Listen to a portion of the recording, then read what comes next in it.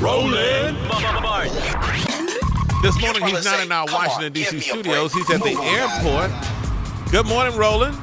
Tom Joyner, civil guy. What's happening? On my way to Miami for the American Black Film Festival. Looking forward to that.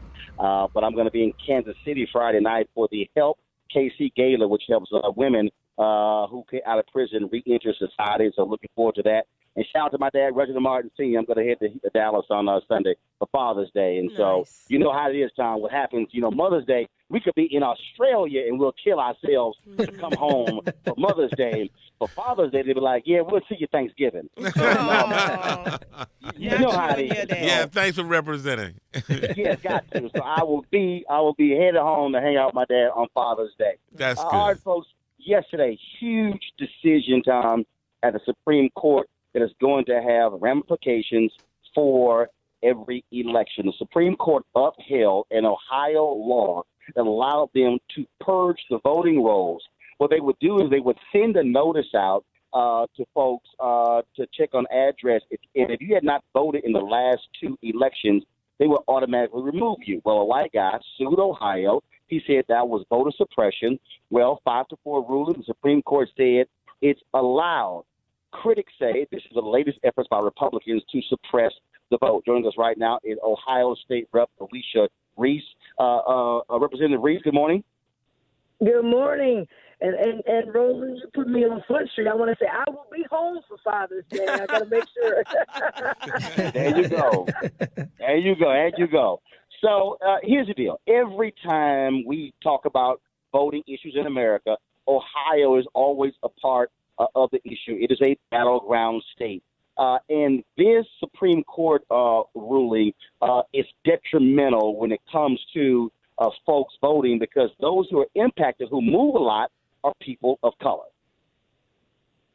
Well, absolutely. And we saw the attacks on voting rights. It started with the election and the re-election of President Obama, when African Americans made history as the number one ethnic group to get out to vote. And after that, we've had attacks state by state. We've been moving more toward the state rights because we haven't been able to win in the courts, as you could see. And so one of the things that we have been pushing is that we've got to now start putting these type of things on the ballots and getting them in the state constitutions. And I've been on this mission for a while. I keep telling them we're losing in the courts.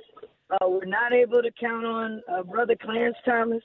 And so now we've got to put it back in the hands of the people. And so you're absolutely right. And one of the things about Ohio, you cannot get to the White House without coming through Ohio. So Ohio sets the tone for the rest of the country. And that's why we've been pushing through a grassroots civil rights effort, a voter bill of rights, to put it on the ballot. And everyone, a lot of the people from the top, whether it's the DNC or whether it's the people, voting rights advocates, which we're all supportive of, until we do this hard work and put these things on the ballot to put it in the Constitution, we're going to continue to see things like we have now. And so right now we got to now go out and have a massive voter registration.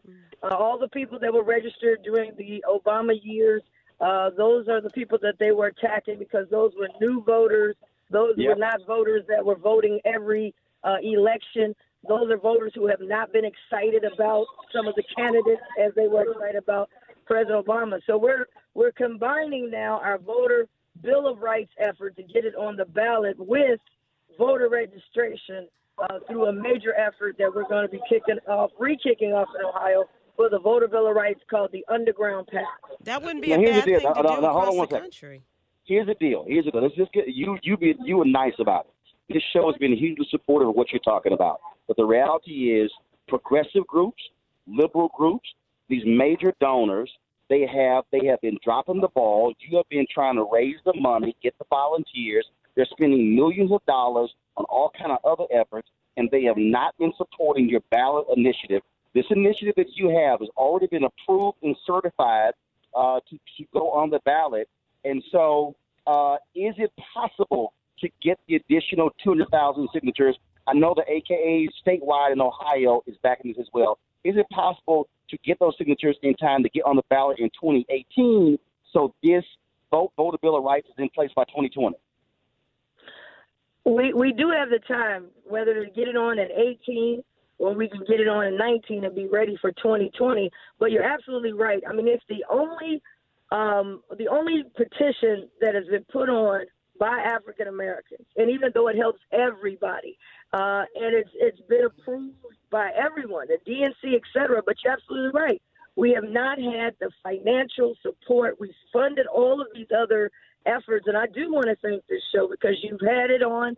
We've kept moving on it, and you kept it alive. But, you know, voting rights cannot be a soundbite for these other folks. We do a soundbite, and then we go to bed. And then the next election, we got another soundbite. And I'm going to say this directly to the Democratic Party, the National Democratic, although this is nonpartisan. If you want to get African Americans out to vote in record numbers, you've got to support us being in the Constitution to get a voter Bill of Rights. And we have said that they've done redistricting. Redistricting is great, but if you don't have voting, it's like going to the grocery store. You can go get all the kind of icings you want, but when you get home, you say, I didn't get the Dunkin' Hines. We got to secure the cake, and that is voting rights. And you're absolutely right. All these people are spending millions. We want to get millennials. We want to get young people. We want to get this. Every day it's a new tune and a new group with some new money. And we're saying, let's get back to Dr. King's movement, voting rights, and let's enshrine it in the Constitution. We started in Ohio. Michigan has also introduced it since we started this effort, and there's other states. This is what gets people out to the ballot. And Sybil, here's the deal. We see this in Florida. Republicans have used ballot initiatives for all of these years. In Florida, African Americans led the effort to change the law. It's on the ballot in November to restore voting rights for formerly incarcerated. That's right. That means upwards of 1 million African Americans, if this passes by 60% in Florida in November, could get their right to vote back. And so that's why these ballot initiatives are important. And being registered Reece, to vote. Because here's the deal.